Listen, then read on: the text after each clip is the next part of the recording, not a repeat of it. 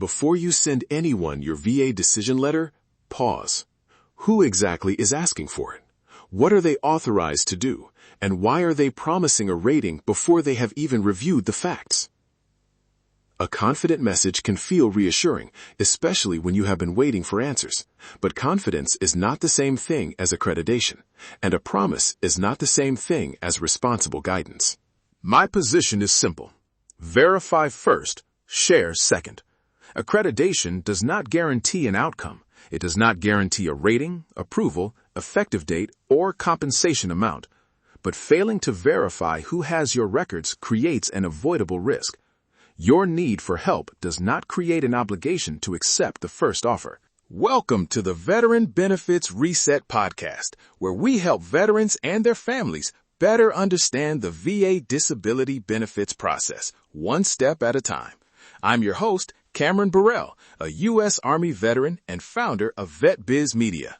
Veteran to veteran, today we are talking about how to check the person offering help before you hand over your story. We will cover 4 simple checks: name, organization, accreditation, and scope.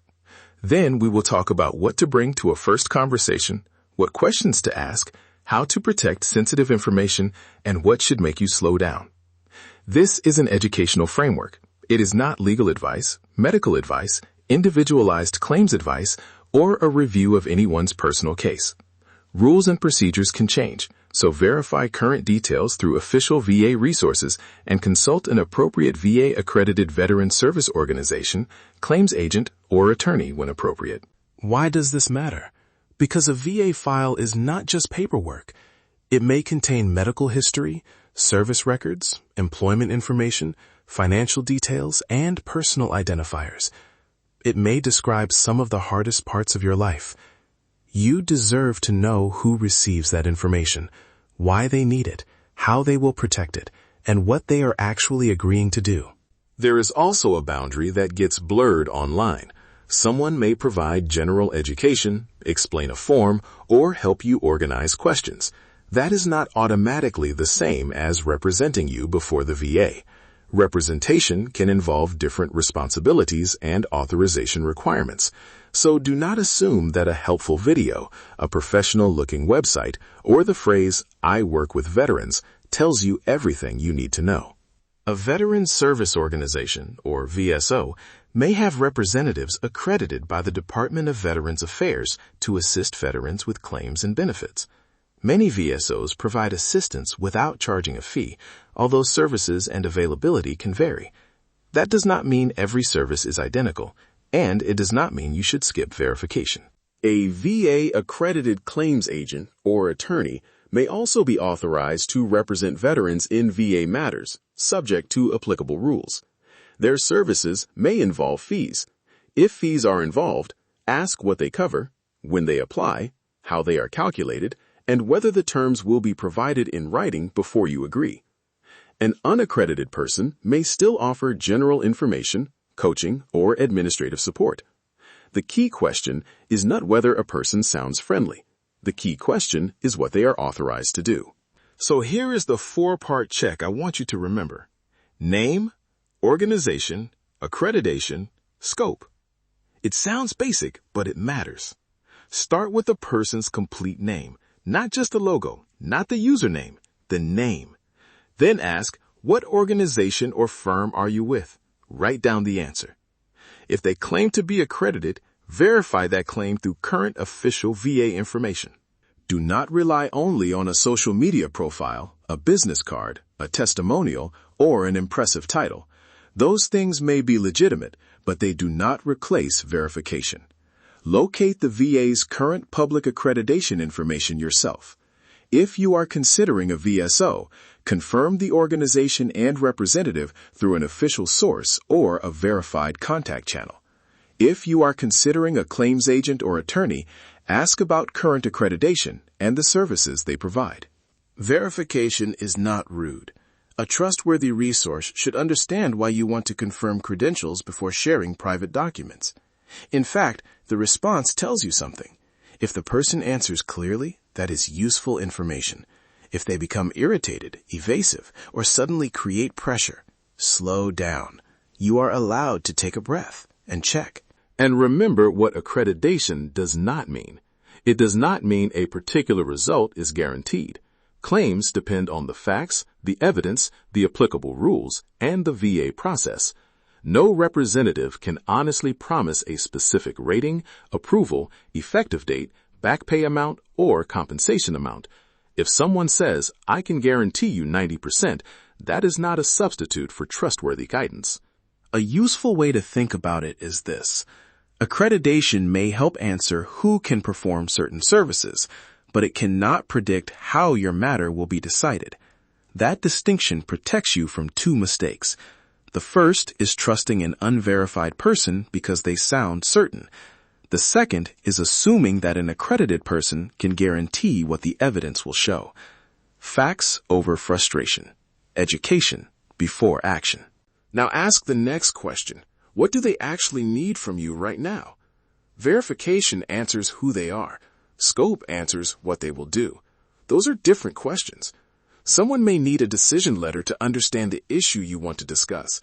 That does not automatically mean they need your entire medical history, every page of their personnel file, or unrelated financial documents on the first contact. If you are thinking, "My file is a mess, so I should wait," stop there. You do not need a perfect file. You need a usable starting point. Put together a focused folder, either paper or digital. Begin with the relevant decision letter, notices about deadlines, a basic claim or appeal timeline, selected service records, and medical records related to the question you want to discuss. If employment is relevant, make a short note about work history, missed work, accommodations, or changes in job duties. Keep the first collection focused. You can always provide additional material through the secure process recommended by the organization or representative if you decide to continue. The goal is not to send everything as quickly as possible. The goal is to send what is necessary, through the right channel, for a clearly understood purpose. Create a one-page timeline beside that folder. Use dates when you know them. If you do not know a date, write unknown. Do not guess just to make the page look complete. A clear unknown is better than a confident mistake.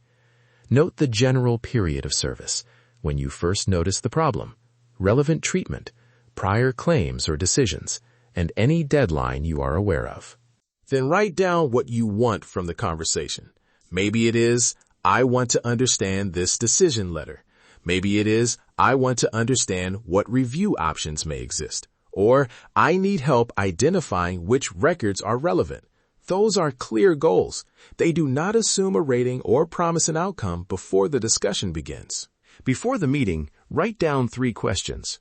First, are you currently VA accredited, and how can I verify that? Second, what exactly would you do, and what would you not do? Third, are there fees, and will I receive the terms in writing before agreeing?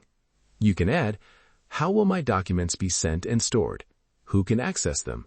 Will I receive copies of anything submitted on my behalf? Here is a concrete exchange. You ask, if I send my medical records today, who can see them? And how do I get a copy of anything you submit? If the answer is clear, you have information to consider. If the answer is vague, do not fill in the gaps for them. Ask again, or pause the conversation until you understand the process. Protecting your information starts with sharing the minimum necessary amount at the beginning. Use secure methods recommended by the verified organization or representative. Avoid posting sensitive records in a public comment or sending them to an unverified address. Keep your own copies. Record what you sent, when you sent it, where it went, and what you were told would happen next. A request for a decision letter may make sense in a conversation about a decision. A request for unrelated bank information, passwords, or personal details should have a clear explanation, and you should be cautious about sharing it. If a request seems unrelated to the benefits matter, ask why it is necessary. You can also seek another resource before responding. Now picture a different message. Someone says, "Sign tonight. Do not show this agreement to anyone. I can get you a 90% rating." That is not confidence. That is pressure. Be cautious when someone guarantees an outcome, insists you sign immediately, discourages outside questions, hides the terms, asks for payment before explaining the service, or tells you to change or hide facts. A warning sign does not automatically prove misconduct. It does give you a reason to pause, ask for clarification, seek another resource, or walk away. A responsible resource should not tell you to alter records or describe events inaccurately. Your account should be truthful and complete to the best of your knowledge. If something was left out of an earlier form because you misunderstood the process, discuss it honestly with an appropriate accredited resource. If you are comparing two resources, use the same questions with both. Compare credentials first. Did you verify the name, organization, and accreditation? Then compare communication. Did the person listen? Did they explain the process in plain language? Did they answer questions without making promises? Compare scope. Do you understand what they will handle and what remains your responsibility? Compare cost. Are fees explained in writing? Compare documentation. Will you receive copies and updates? And compare comfort level. Can you say, I need time to review this without being pressured? If not, that matters. No single resource is right for every veteran. Some people begin with a VSO. Others may want to discuss a more complicated matter with an accredited claims agent or attorney. Some may only need general education and help organizing questions. The appropriate next step depends on the veteran's circumstances. This is not a contest to find the most confident person. It is a process for finding information you can verify and guidance you can understand. Families and caregivers should use the same care. Helping with a claim does not automatically give a family member permission to receive every record or speak for the veteran in every setting. Talk together about what is being shared, where copies will be stored, and who will track deadlines. If a caregiver will communicate with a representative, verify what authorization may be required through current official sources. Let us return to the message from the beginning. Go back to that website, email, or conversation. Write down the full name. Write down the organization. Write down the exact promise being made. Verify the first two through official VA information and question the third. A specific promise is not evidence. Clear credentials, a defined scope, written terms, and respectful communication are much more useful signals. Here is the short version. Verify the name, organization, and current accreditation status. Ask what service is being offered and what is not being offered. Ask about fees and written terms. Prepare a focused folder, a simple timeline, 3 questions, and any known deadlines. Share only what is necessary at first. Use secure channels. Keep copies.